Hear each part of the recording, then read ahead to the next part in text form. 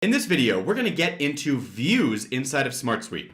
What are they? How do you access them? And why are they so important? Well, if that's of interest, stick around and let's get into it.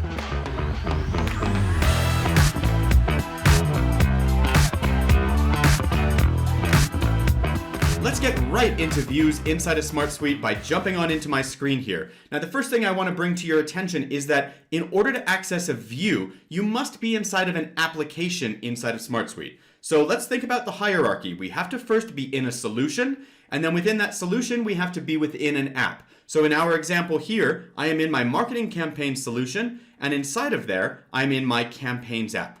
Now, in order to access views, we go into the upper left corner, and we see that we are currently on a view called Campaign Summary. But if we open this up, we click here, this is going to open our view listing, which is basically a menu of all the different views that have been built for this particular app that we have access to. We see that they're categorized by public views and private views. If you're curious about the difference between public and private, be sure to watch our training on that particular part as well. But we'll notice that all the views are broken down, and there's a couple of things that I want to draw our attention to. Number one is the icon in front of the various views. The icon is an indication to us about what type of view that is. We can actually hover over here and see the different types. So this particular one is a timeline. This one is a calendar. This one is a grid view. The type of view is going to determine how the data is presented to us on our screen. A grid view, for example, is going to show us rows and columns. A calendar view is going to present data on, you guessed it, a calendar. So you can imagine that the type of view is going to be highly relevant for the way that you want to view the data on that particular view.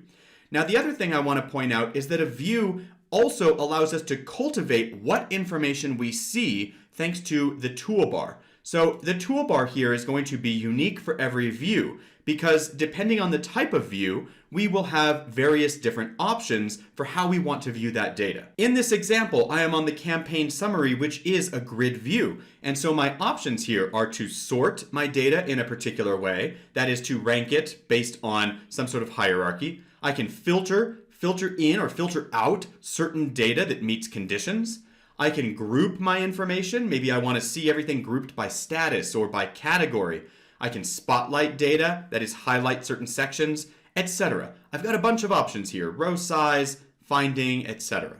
The point here is that this toolbar is going to be unique for the view type. So if I had a calendar view, I wouldn't have the exact same options that I have for my grid view because, of course, we're viewing the data in a very different way. Now, the most important takeaway for a view is to understand that a view is simply how we look at our data.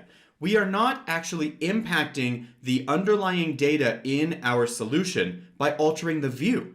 The view is just how we are examining that data or how we choose to look at it in a particular instance. So here, I can make whatever changes I would like to how we visualize this data, and those changes are only going to impact the visualization of data. They will not impact the underlying data. The only way I change the underlying data is if I actively click into the data and make a change. But that's not what views are about. Views are about cultivating our experience and choosing what we see and how we see it. So I could apply a filter here that says I only want to see those projects where the status is planned. And when I make this determination, I immediately remove all of the other data from this view. But that doesn't mean the data is gone from my SmartSuite app. It's still here, it's just not visible in this view.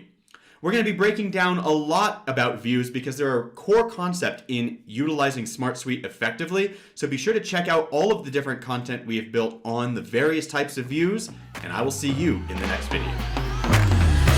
If you have any questions about what we covered in this training, please ask them below in the comments section of this video. And until then, we'll see you in the next training.